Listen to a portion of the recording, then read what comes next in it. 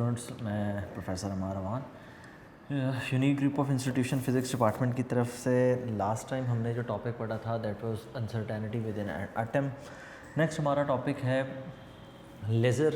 तो एक important topic है और दूसरी चीज़ ये कि बिट लेंथियर तो कॉन्सेप्ट्स को आपने एक दूसरे के साथ कनेक्ट करना है। अगर आप कनेक्ट कर लेंगे तो फिर आपको बात समझ आ जाएगी। अगर लेक्चर में कंटिन्यूटी ना हुई समझने में या मेरे समझाने में भी तो तब तक फ़ायदा कोई नहीं है। तो लेज़र है क्या चीज़, सबसे पहले तो हम इसका सिर्फ किस वर्ड का एब्रीवेशन है वो देखते हैं। The word is light amplification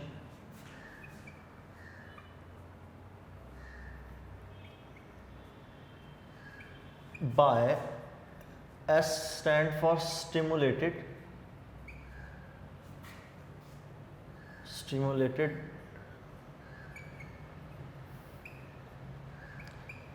E stands for emission of radiation। अब यहाँ पर एक एक वर्ड को मैं एक्सप्लेन करूँगा ताकि आपको आसानी से बात समझ आ जाए कि असल में लेज़र क्या चीज़ है। Laser is light amplification by stimulated emission of radiation. तो स्टेप बाय स्टेप चीज़ों को देखते हैं। एक चीज़ तो कंफर्म है, ये क्या चीज़ है, लाइट। अगर ये लाइट है, लेज़र इज़ अ लाइट, तो किस तरह की लाइट है? Laser is number 1, it is monochromatic. Monochromatic का मतलब एक ही कलर है, ठीक। मतलब अगर रेड कलर की लाइट या रेड कलर की लेज़र प्रोड्यूस हो रही है तो वो सारे के सारे फोटॉन्स जो एमिट हो रहे हैं वो एक ही कलर के हैं। Number 2, it will B coherent. Coherent होने का मतलब ये है कि जो फोटॉन्स एमिट होंगे वो सारे के सारे फोटॉन्स, उन सब के पास एक जैसा फेज ऑफ वाइब्रेशन होगा at a single particular point. तो इसको नाम देते हैं हम coherent. They all will be unidirectional. Unidirectional का मतलब एक ही डायरेक्शन में ट्रैवल करेंगे, क्योंकि लेज़र आम लाइट के मुकाबले में रिफ्रैक्शन शो नहीं करती, मतलब बहुत कम रिफ्रैक्शन शो करती है कि ये फैलती नहीं है और यूनिडायरेक्शनल होती है। और फोर्थ और last, it is intense beam of light. ये बहुत ज़्यादा इंटेंस होती है, आम लाइट के मुकाबले में इसकी शिद्दत ज़्यादा होती है। So it is monochromatic, coherent, unidirectional and intense beam of light. Next चीज़, इसमें कुछ टर्मिनोलॉजीज आ जाती हैं कि हाउ वी प्रोड्यूस लेज़र या व्हाट इज़ लेज़र एक्शन। तो लेज़र किस तरह से प्रोड्यूस की जाती है। तो लेज़र प्रोड्यूस करने के लिए हम क्या करते हैं, कुछ बेसिक टर्म्स हैं, मैं उनको एक्सप्लेन कर देता हूँ। सबसे पहले हमारे पास जो एटम्स होते हैं वो हमें दो तरह के मिलते हैं। नंबर 1, एक ऐसे एटम जो ग्राउंड स्टेट पर हों, ग्राउंड स्टेट एटम्स होते हैं,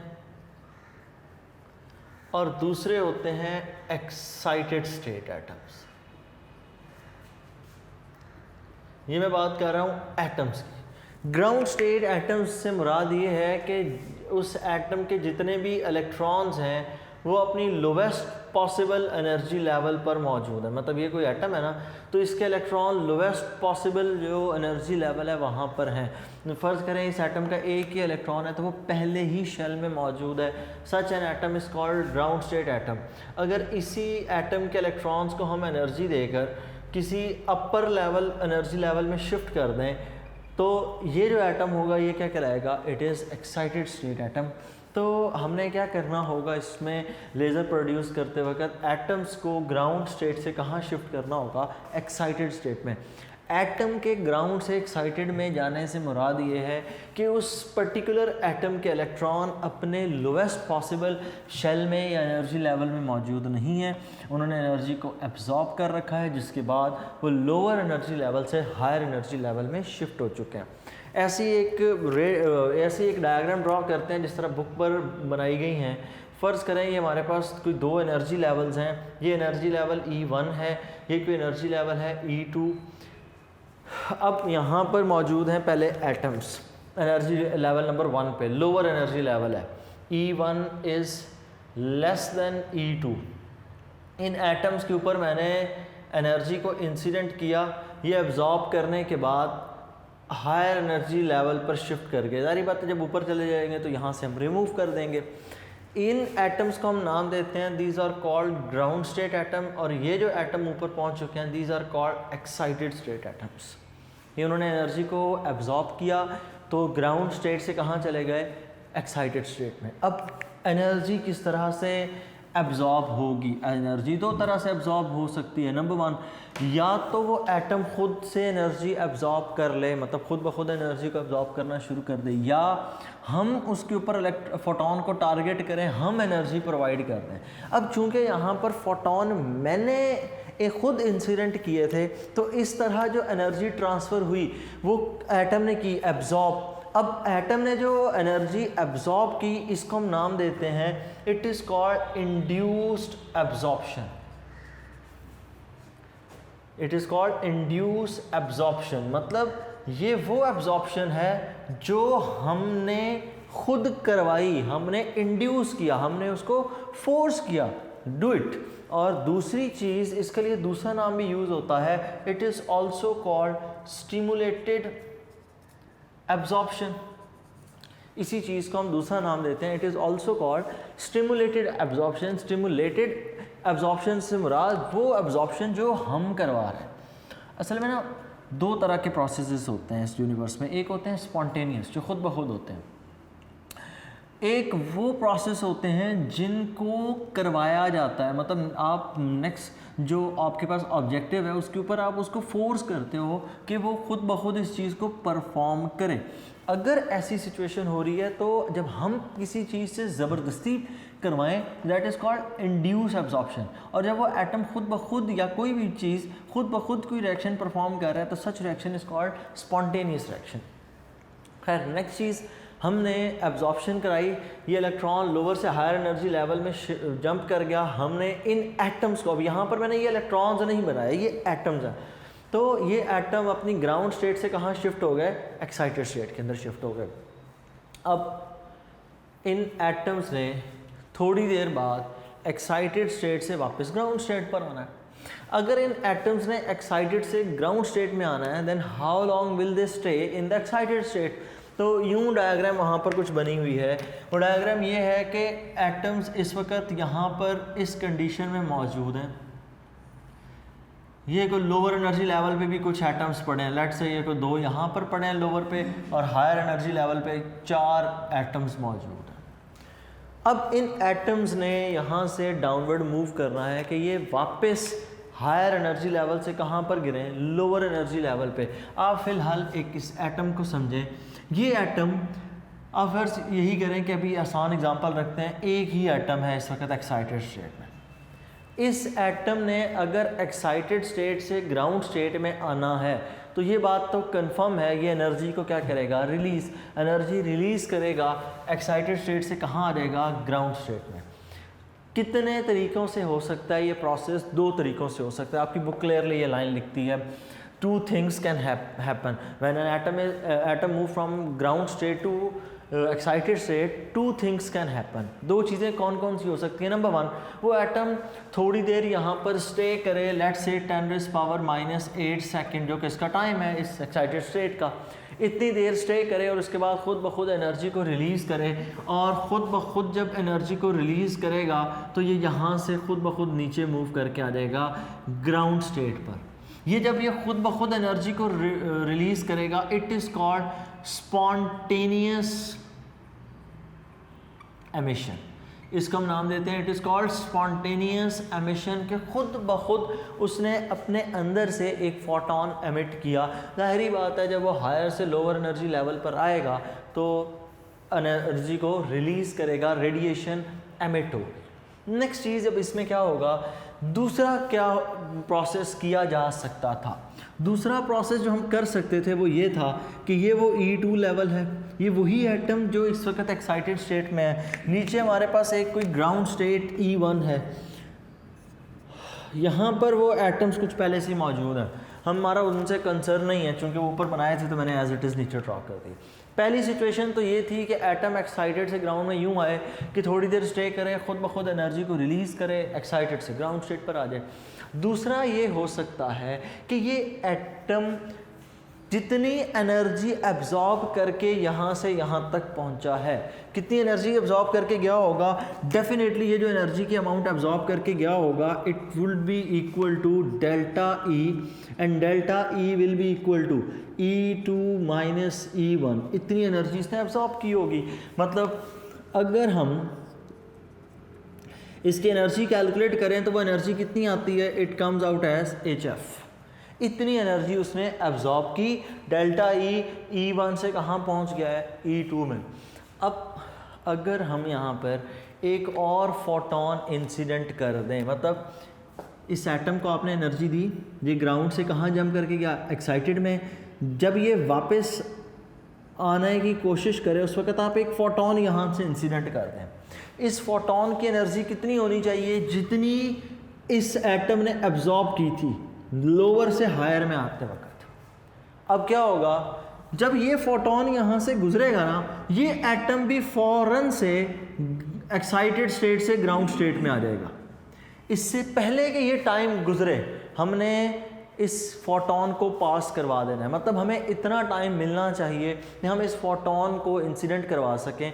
फिर सुन लें इस प्रोसेस में क्या है, इस एटम को हमने एनर्जी दी, ये ग्राउंड से एक्साइटेड में गया, एक्साइटेड से जब वापसी होनी है ग्राउंड की तो वो खुद ब खुद नहीं करने देनी एटम को, बल्कि क्या करना है, जितनी एनर्जी की एब्जॉर्ब करके ये ग्राउंड से एक्साइटेड में गया था उतनी ही एनर्जी का फोटोन देना है। अब होगा क्या, इन दोनों की जो फ्रीक्वेंसी होगी ये मैच कर जाएगी। क्यों? क्योंकि दोनों की एनर्जी सेम है। जब दोनों की एनर्जी सेम होगी, एक तो वैसे ही प्लैंक्स कांस्टेंट है, इसका मतलब दोनों की फ्रीक्वेंसी क्या होगी, सेम। और दो फ्रीक्वेंसी का सेम हो जाना क्या कहलाता है, this process is called resonance. और चूंकि ये रेजोनेंस यहाँ पर किसके दरमियान में है, एटम्स के दरमियान में है, इस वजह से इस रेजोनेंस को हम नाम देते हैं, it is called atomic resonance. Atomic resonance क्या है, the frequency of incident photon and the photon absorbed by an atom which is in excited state both have same frequency। जब दोनों की फ्रीक्वेंसी सेम हो जाएगी तो दोनों फिनोमेनन कौन सा शो करेंगे, एटॉमिक रेजोनेंस का। और रेजोनेंस के नतीजे में होगा क्या, ये एटम भी उसी वक्त अपनी एनर्जी को उसी फोटोन को रिलीज कर देगा, साथ ये फोटोन भी ऐड हो जाएगा। अब दो प्रोसेस हो गए यहाँ पे। नंबर वन, दो प्रोसेस कौन कौन से हुए। पहला प्रोसेस तो ये हुआ कि आपने एक फोटोन इंसिडेंट किया, दूसरे उस एटम ने भी उसी वक्त फोटोन अपना भी रिलीज कर दिया। तो ये जो एमिशन हुई है, क्या ये एटम ने खुद ब खुद की, नो, ये एमिशन हमने करवाई। तो वो एमिशन जो हम करवा रहे हैं खुद से, that emission is called stimulated emission. इस एमिशन को हम नाम देते हैं, it is called stimulated emission. अब फिर देख लें, एटम को हमने एनर्जी दी, ग्राउंड से कहाँ जंप किए, एक्साइटेड में। जब एटम ग्राउंड से एक्साइटेड में गए, एक एटम खुद ब खुद एनर्जी को रिलीज करके नीचे आ गया। जब एक एटम खुद ब खुद अपनी एनर्जी को रिलीज करके आ रहा है तो इस एमिशन को क्या नाम देते हैं, it is called spontaneous emission. जबकि दूसरी तरफ जो दूसरा एटम है उसके लिए हमने क्या किया, वो खुद ब खुद भी आ सकता है, ये नहीं कि वो आ नहीं सकता, वो खुद ब खुद एक्साइटेड से ग्राउंड स्टेट में आ सकता है। लेकिन हमने ऐसा क्यों किया, इसका जवाब सिर्फ थोड़ी देर बाद। आपने एक फोटोन यहाँ से इंसिडेंट किया, जितनी फ्रीक्वेंसी उसकी उतनी फ्रीक्वेंसी का फोटोन इससे भी रिलीज करना है, दोनों की फ्रीक्वेंसी सेम, दोनों फ्रीक्वेंसी सेम हुई तो इस फिनोमेनन को नाम क्या देते हैं, it is called atomic resonance. चूंकि ये एमिशन हमने खुद से करवाई इसलिए इस एमिशन को नाम देते हैं, it is called stimulated emission. कि इससे पहले वो एटम खुद से एमिशन करता, हमने अपनी मर्जी के मुताबिक एमिशन करवा ली इससे, तो इसलिए इसको कहते हैं स्टिमुलेटेड एमिशन। और अब फ़ायदा इसका क्या हुआ, फ़ायदा ये हुआ कि हमें एट अ टाइम कितने फोटोन मिल रहे हैं, 2 फोटोन। इंसिडेंट कितना किया था, 1, मिल कितने रहे हैं, 2। तो this process is called amplification. तो हमने इस वजह से यहाँ पर इंसिडेंट करवाया। अब यहाँ पर देखें ज़रा डेफिनेशन, लाइट एम्पलीफिकेशन तो अब हमें समझ आ गई कि हमने एम्पलीफिकेशन करवानी है ताकि लाइट जितनी एम्पलीफाई होती जाएगी उसकी इंटेंसिटी उतनी ज़्यादा होती जाएगी। बाय स्टिमुलेटेड एमिशन, यहाँ पर जो हम एमिशन करवा रहे हैं वो कौन सी है? Stimulated emission of radiation. Radiation मतलब वो जो फोटोन एमिट हो रहे हैं वो रेडिएशंस कहलाती हैं। अब इसमें नेक्स्ट कॉन्सेप्ट क्या है? नेक्स्ट इसमें एक कॉन्सेप्ट है population inversion and optical pumping. So next term इसमें आ गई ऑप्टिकल पंपिंग। ऑप्टिकल पंपिंग एक ऐसा प्रोसेस है जिसके अंदर एटम्स अपनी ग्राउंड स्टेट से एक्साइटेड स्टेट में जाते हैं। ग्राउंड स्टेट से एक्साइटेड स्टेट में जाते हैं।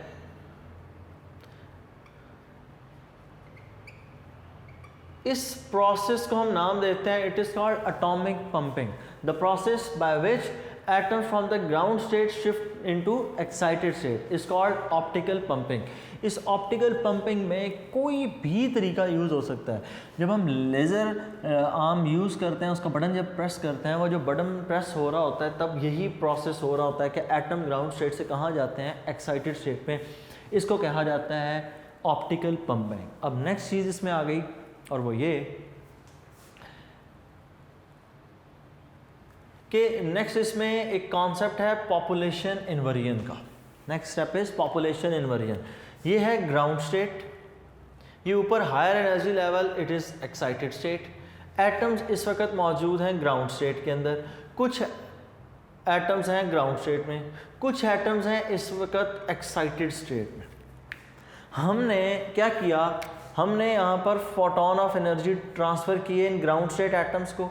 जब ये ग्राउंड स्टेट एटम्स एनर्जी को एब्जॉर्ब करेंगे तो ये ग्राउंड से कहाँ शिफ्ट हो जाएंगे? एक्साइटेड स्टेट में। ये एटम्स शिफ्ट हो गए एक्साइटेड स्टेट में, जबकि इसी दौरान ये जो दोनों एटम पहले एक्साइटेड स्टेट में थे ये यहाँ से मूव करके आ जाएंगे ग्राउंड स्टेट में। फिर सुन लें किया क्या? कुछ एटम्स थे हमारे पास शुरू पे ग्राउंड स्टेट में, कुछ थे एक्साइटेड स्टेट में। हमने एनर्जी के फोटोन दिए, एटम्स ग्राउंड स्टेट से कहाँ शिफ्ट हो गए? एक्साइटेड में। जो एक्साइटेड में थे वो कहाँ से कहाँ आ गए? एक्साइटेड से ग्राउंड में। तो हुआ क्या? इस प्रोसेस को नाम देते हैं, this process is called population inversion. This process is called population inversion. मतलब एक ऐसा प्रोसेस जिसके अंदर ग्राउंड स्टेट और एक्साइटेड स्टेट के एटम्स अपनी पोजीशन शिफ्ट कर लेते हैं। पॉपुलेशन का मतलब क्या होता है? अमाउंट, तादाद, क्वांटिटी। इन्वर्जन का मतलब उल्ट होना, मतलब पहले 4 ग्राउंड में थे, 2 एक्साइटेड में थे, अब 2 ग्राउंड में होंगे, 4 कहाँ पर होंगे? एक्साइटेड स्टेट में। मतलब इन्होंने अपनी जो आबादी है उसको क्या कर लिया है? अदला बदली कर ली है, एक दूसरे के साथ शिफ्ट कर लिया है। It is called population inversion. और laser action without population inversion possible ही नहीं है। क्यों नहीं पॉसिबल? तो उसकी वजह यह है कि देखें, अगर आपको कॉन्टीन्यूसली एनर्जी चाहिए तो कुछ एटम्स ग्राउंड स्टेट पर होने चाहिए, कुछ एटम्स आपके एक्साइटेड स्टेट पर होने चाहिए। अगर सारे के सारे एटम्स एक ही वक्त में ग्राउंड से एक्साइटेड चले जाएं तो इसका मतलब जब वो एक्साइटेड से ग्राउंड में आएंगे एक ही दफ़ा एनर्जी मिलेगी, फिर बीच में गैप आ जाएगा क्योंकि सारे एटम्स तो फिर ग्राउंड पे आ चुके हैं। फिर एनर्जी मिलेगी, फिर ग्राउंड से एक्साइटेड जाएंगे, एब्जॉर्प्शन हुई, फिर एक ही दफ़ा सारे नीचे आएंगे, उस वक्त एनर्जी मिल रही जाएगी। जब सारे एटम्स ग्राउंड से एक्साइटेड जा रहे होंगे तब एनर्जी कौन प्रोवाइड करेगा? फिर तो पॉसिबल ही नहीं है उस दौरान कि लेज़र एक्शन हो सके। इसलिए आधे एटम्स ग्राउंड पर होते हैं, आधे एक्साइटेड पर होते हैं, तो ये अपने बीच में यूँ स्विचिंग करते हैं कि आधे ग्राउंड पे जाते हैं, ग्राउंड से एक्साइटेड जा रहे होते हैं, वो एब्जॉर्प्शन कर रहे हैं, दूसरे जो होंगे वो एक्साइटेड से कहाँ आ रहे होंगे? ग्राउंड, ये एमिशन कर रहे होंगे। तो आपको मुसलसल सोर्स ऑफ एनर्जी मिल रहा होता है।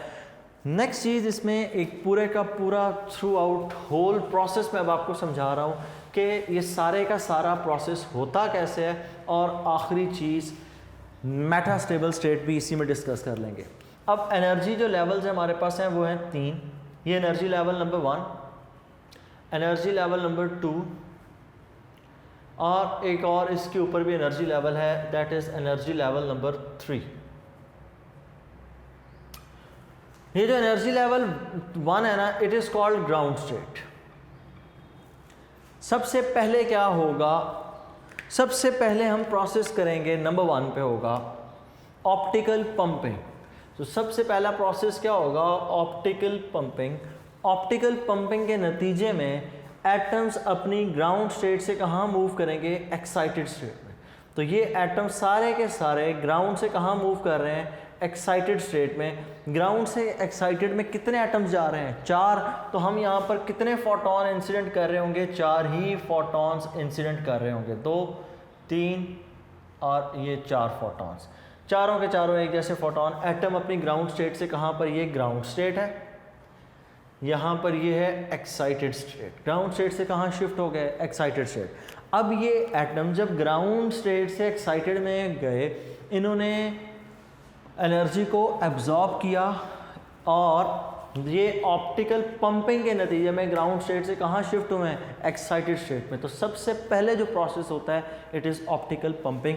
साथ ही साथ दूसरा प्रोसेस भी हो जाएगा पॉपुलेशन इन्वर्जन, कि उस वक्त जो एटम्स एक्साइटेड में होंगे वो ग्राउंड में आ जाएंगे और ग्राउंड वाले कहाँ चले जाएंगे, एक्साइटेड में। तो साथ ही दूसरा प्रोसेस हो जाता है पॉपुलेशन इन्वर्जन। इसके बाद जब एटम्स एक्साइटेड से वापसी एक्साइटेड पे रुकते हैं ना, ये रुकते हैं 10⁻⁻8 सेकेंड्स के लिए। अब यहाँ से वापसी पर दरमियान में एक और भी स्टेट होती है, that state is called metastable state. दरमियान वाली स्टेट को हम क्या नाम देते हैं, दरमियान वाली स्टेट कहलाती है, it is called metastable state. Metastable state से मुराद एक ऐसी स्टेट जहाँ पर है एक्साइटेड स्टेट ही है। मेटास्टेबल स्टेट असल में क्या चीज़ है, metastable state is an excited state in which atoms stay for a longer period of time, let's say 10⁻³ seconds। Excited state में एटम्स का स्टे कितनी देर का होता है, 10⁻8 सेकेंड्स का, जबकि मेटास्टेबल स्टेट में कितनी देर का स्टे है, 10⁻3 का। अब 10⁻3 का जो लॉन्गेस्ट स्टे है वो किस वजह से है, वो इस वजह से है कि एटम्स को इतना टाइम मिल जाए ताकि वो सारी की सारी एनर्जी हम उस वक्त एटम्स को इतना टाइम मिल जाए कि वो सारी एनर्जी एक टाइम पे रिलीज़ करें ताकि हम फोटोन इंसिडेंट कर सकें।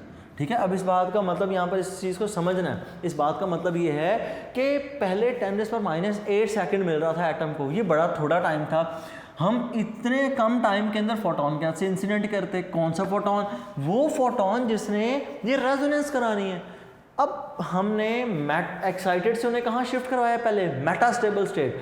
Metastable state is an excited state in which atom stay for 10⁻³ seconds. It is longer time as compared to excited state, because in excited state they stay for the 10⁻⁸ second. It means metastable state और excited state में अगर हम time ratio निकालें तो it is 10⁻+5 seconds.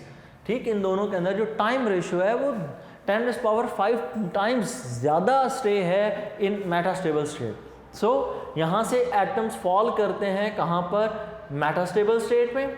फिर metastable state में जब वो पहुँचते हैं तो हम यहाँ पर इंसिडेंट करते हैं वो फोटोन जिसने रेजोनेंस करवानी है, ये वो इंसिडेंट फोटोन है। तो इसका मतलब सबसे पहले हुई ऑप्टिकल पंपिंग, फिर क्या हुई पॉपुलेशन इन्वर्जन, फिर एटम्स कहाँ से कहाँ मूव करेंगे, एक्साइटेड स्टेट से कहाँ मूव करेंगे, मेटास्टेबल स्टेट में। ये होगा प्रोसेस नंबर 3। फिर हम करवाएंगे रेजोनेंस, एटॉमिक रेजोनेंस, ये होगा प्रोसेस एट नंबर 4। और जब रेजोनेंस का फिनोमेनन होगा तो यहाँ से ये सारे के सारे एटम्स ग्राउंड स्टेट पर आ जाएंगे। और यहाँ पर एक और चीज़ नोट कीजिएगा, अब आपको कितने फोटॉन्स मिलेंगे टोटल हमें अब 5 फोटॉन्स मिलेंगे। 4 तो एटम्स आ रहे हैं मेटास्टेबल स्टेट से ग्राउंड स्टेट में, 4 फोटॉन तो वो हो गए, एक इंड्यूस हमने खुद कर रखा है। तो टोटल कितने फोटॉन मिल जाएंगे, 5 फोटॉन्स हमें मिल जाएंगे। अगर ये 5 फोटॉन्स हमें मिल रहे हैं तो इसका मतलब क्या हुआ, इस बात का मतलब ये हुआ कि दिस लाइट इज़ एम्पलीफाइड और स्टिमुलेटेड एमिशन तो हो रही है क्योंकि हमने ऑप्टिकल रेजोनेंस एटॉमिक रेजोनेंस करवा रखी है, तो स्टिमुलेटेड एमिशन भी है। तो यूँ हमें पहले से ज़्यादा इंटेंस बीम ऑफ लाइट मिल जाती है। तो ये है इसका पूरे का पूरा एक ओवरऑल कॉन्सेप्ट कि हाउ लेज़र एक्शन वर्क्स। तो इसमें छोटी छोटी चीज़ें आपसे पेपर में पूछी जाती हैं। छोटी छोटी उन चीज़ों में आपको मैंने एक्सप्लेन किया।